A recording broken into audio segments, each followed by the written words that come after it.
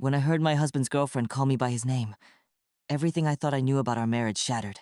That moment, the second her voice came through my phone, soft and unaware, was when my world tilted on its axis. I wasn't prepared for the truth waiting on the other end of that call. Not then. Not ever. But it was there, loud and clear, wrapped in a voice that thought it was speaking to the man I loved. My husband, Michael Wilson, had been on a business trip again. I had always told myself it was just work, urgent, important, demanding. I supported every sudden trip, every last-minute meeting, because that's what you do when you believe in someone, when you trust them with your heart. Until the moment that call came. Our life before that call was like a well-worn melody. Comfortable, familiar, sometimes a little predictable. But ours. Michael was a marketing executive for a mid-sized company in the city, often traveling during the week. I, Grace Anderson, worked as a graphic designer from home, juggling freelance projects and taking care of our small apartment in Chicago. Our weekends were simple, lazy mornings. Coffee brewed just right. The scent of cinnamon rolls fresh from the bakery downstairs. I remember the way Michael's voice softened when he called from an airport terminal. The scratch of distant announcements in the background. The smell of his cologne lingering on his jacket sleeves when he returned home late at night. We weren't perfect, but we had built a life grounded in routine and quiet love. Or so I thought. That afternoon, the phone rang unexpectedly while I was folding laundry. The number was unfamiliar, but I answered anyway. "Hello?" I said. "Hey, babe," the voice on the other end whispered. My heart stuttered. That wasn't Michael. "Who is this?" I asked, voice steady but confused. "Oh, sorry, I thought you were him," she said quickly, a nervous laugh behind the words. For a moment I said nothing. The line went silent. Then she said, "I'm Marissa, Michael's girlfriend." Time froze. Marissa.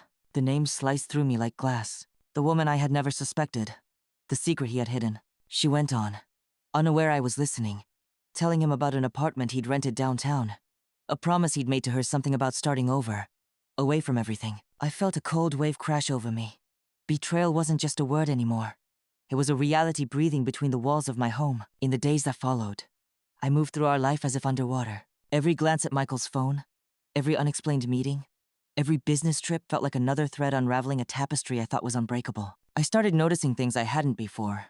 A receipt for an unknown address, a keychain with a tag I didn't recognize, the way his smile faltered when I mentioned us too often. I was scared, yes, but I was also determined. Determined to uncover the truth hiding in the shadows of our marriage. Because sometimes, love means facing the darkness head-on even when it hurts. The days that followed the phone call felt like walking through a fog. Every familiar corner of our apartment suddenly seemed strange, like a house I no longer belonged in. The scent of Michael's cologne on his jacket, once comforting, now made my skin crawl. I kept replaying Marissa's words, her voice so casual, so sure, like she owned a piece of my life. I tried to keep things normal during the day, answering emails, working on designs, running errands, but my mind was elsewhere, tangled in doubts I couldn't shake. Michael came home late one evening, tired but smiling like nothing was wrong. He dropped his briefcase by the door and kissed me lightly on the cheek. "Busy day," he said. "Let's grab dinner tomorrow. My treat." I nodded, forcing a smile. "Sounds good." But when he was out of sight, my eyes drifted to his phone lying on the kitchen counter. It was unlocked, something he never did. My hand trembled as I picked it up, heart pounding. I didn't want to snoop. I promised myself I wouldn't become the kind of person who needed to spy. But the weight of uncertainty was heavier than my pride. Scrolling through his messages, I found nothing overtly incriminating. Mostly work emails, some texts from friends. But then, there it was, a string of messages from a contact saved simply as, casual texts in the early morning hours, filled with inside jokes, plans, and quiet declarations of affection. My breath caught. One message stood out. "Don't forget our dinner at 7 tonight. I'm counting on you." He had never mentioned any dinner plans. I locked the phone quickly as footsteps echoed down the hallway. Michael entered, carrying a takeout bag, and the faint smell of cologne mingled with something else, perfume. "Hey, everything okay?" he asked, looking at me with concern. I swallowed my questions. "Just tired," I said softly. He smiled, unaware how fragile my world had become. The next morning, the apartment was filled with the smell of burnt toast, a casualty of my distracted mind. Michael was already dressed in a crisp suit, tie slightly loosened, preparing for another business trip. Before he left, I reached into his jacket pocket and pulled out a folded receipt. "Where's this?" I asked casually. He glanced at it, frowning. "Oh, that? Just a coffee shop near the office. I nodded. But the address wasn't near his office. It was downtown, miles away from where he usually stopped. That night, my suspicions grew heavier. The keys on his keyring jingled differently than usual. There was an extra one I hadn't seen before. I asked about it, but he brushed it off as for the office. But I knew better.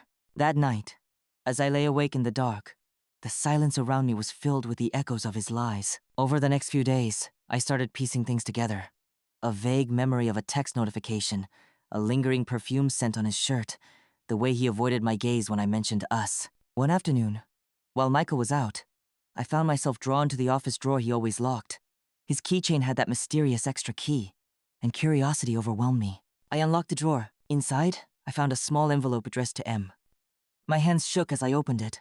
Inside was a key, sleek, silver, and unmarked, and a folded note. For the new place. A fresh start. Just for us. My heart sank. A new place. A life I wasn't a part of. That evening, I confronted him gently, hoping for an explanation. Michael, can we talk? He looked tired but nodded. I showed him the note and key. He hesitated, then sighed deeply. There's a lot you don't know, he said quietly. I listened, waiting for the truth, but all I heard was silence. His silence felt heavier than any confession. I searched his eyes for a flicker of remorse or honesty, but there was only a guarded calm. Michael, I whispered. Please, just tell me. He swallowed hard, looking away, and finally said, It's complicated. I didn't want to hurt you. Those words felt hollow, like a mask, slipping but not revealing what lay beneath. For days after, I watched him closely. Every text alert, every call he took in the other room, every unexplained meeting made my heart twist tighter. But I was afraid to push too hard. I wanted to believe there was some excuse, some reason that could explain the growing distance between us. One evening, as he brushed past me in the hallway, his phone buzzed. He glanced at the screen and his face paled for a split second. It was from M. Later, he locked himself in the bathroom for what felt like an eternity. When he finally emerged, his eyes were tired, and he avoided me. The next morning, I found my chance. Michael left his laptop unattended. The screen locked, but his password written on a sticky note. I hesitated, then typed it in. Emails, messages, calendar invites everywhere. There was a pattern I couldn't ignore. Secret meetings, trips labeled client dinners, and photos I wasn't meant to see. A picture of a woman I didn't know. She was smiling, standing close to him, her hand resting lightly on his arm. Her name was Marissa, a name I'd heard only once before the woman who mistakenly called me, thinking I was him. It was real. The betrayal was no longer a whisper in the dark. It was out in the light, undeniable. That night, I sat on the edge of our bed, the weight of the truth crushing me. I wanted to scream, to cry, to run. But instead, I made a choice. If he wanted to live a double life, I would expose every secret, because I deserved the truth. And so did they. I couldn't stop thinking about that note, the key, the promise of a fresh start somewhere. It gnawed at me, pulling me deeper into a world I never imagined I'd enter. I remembered the address Marissa had mentioned on the call, a small, nondescript building downtown, tucked away between a cafe and a florist. I knew I had to see it for myself. The morning after I found the key, I told Michael I was going to run errands. He was already dressed for another trip, distracted and tired, and didn't question me. Driving through the city streets, my heart pounded like a drum. The closer I got, the more real it became. When I pulled up to the building, my breath hitched. It was ordinary, almost invisible if you weren't looking for it. I found the door to the apartment 7B and hesitated. My hands shook as I pulled out the key. It slid into the lock easily, turning with a soft click. I stepped inside. The apartment was small but cozy. The air smelled faintly of vanilla and lavender. Soft, sweet, and unmistakably feminine. On the table, 2 coffee mugs sat side by side. One had lipstick on the rim, bright red. A couch was draped with a knitted throw. A few books lay scattered on the coffee table, along with a box of chocolates half opened. My heart sank deeper with every step. This wasn't just a secret meeting spot. It was a home, for 2 people, not including me. I moved cautiously into the bedroom. The bed was unmade, the sheets tangled, like the lies I'd uncovered. On the dresser, a framed photo caught my eye. It showed Michael and a woman smiling. Close, intimate. Her curly brown hair framed a face that was peaceful, unaware of the damage she was causing. I recognized her instantly from the messages. Her name, Marissa. Beside the photo, a small jewelry box sat open, revealing a silver necklace with a delicate heart pendant. I sat down heavily. my breath catching in my throat. The truth was no longer a secret. It was here in every detail, every object, every stolen moment. I took the key and the photo and left the apartment quietly, locking the door behind me. Outside, the city hummed with life, but all I could hear was the silence of betrayal. I walked back to my car, the photo burning a hole in my pocket. My mind raced with the countless ways I could confront Michael, furious, hurt, desperate, but none of them felt right.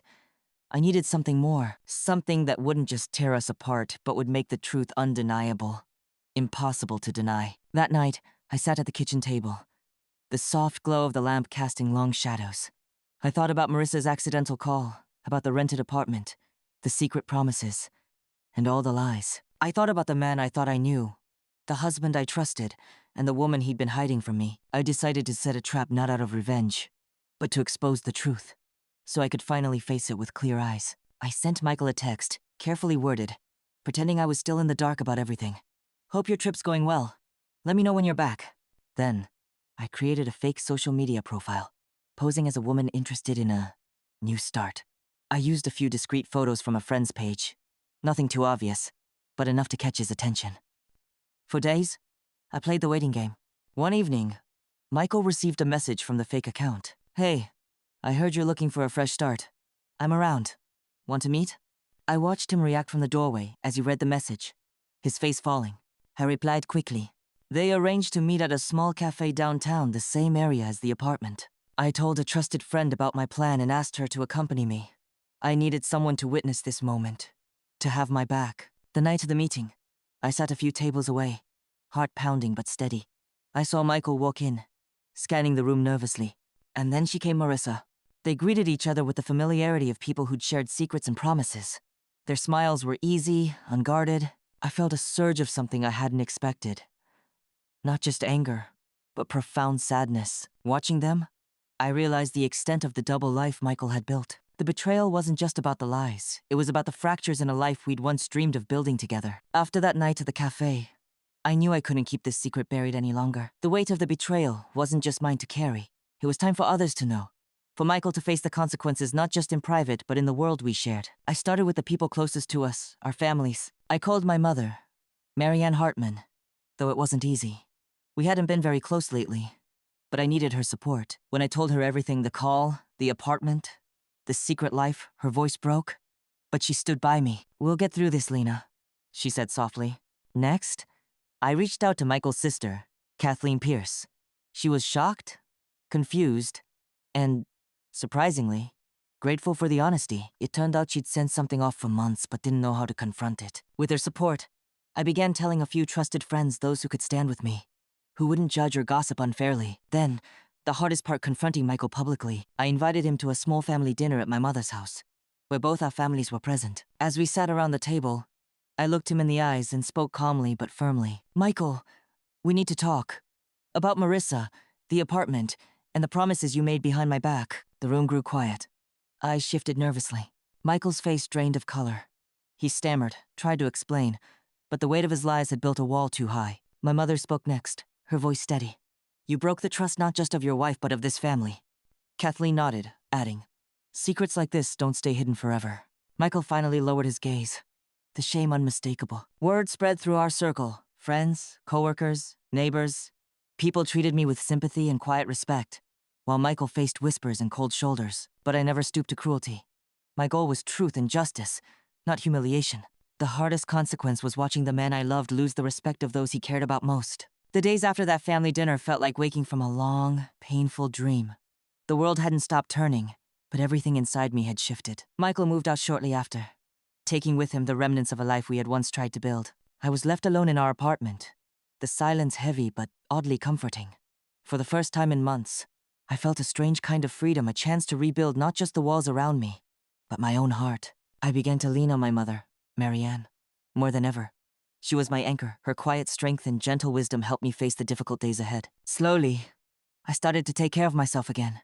Mornings with fresh coffee, long walks in the park, evenings filled with books and soft music. I reconnected with friends I drifted from, sharing pieces of my story when I was ready, and listening to theirs. The pain of betrayal never truly disappeared, but it became a part of my story, a chapter that shaped who I was becoming, stronger, wiser, and more aware of what I deserved. I even reached out to Kathleen Pierce, Jonathan's sister, who had become a surprising ally. We shared memories, stories, and a mutual understanding that family isn't just about blood, it's about honesty, respect, and care. Eventually, I found the courage to reach out to Jonathan Pierce himself, my biological father.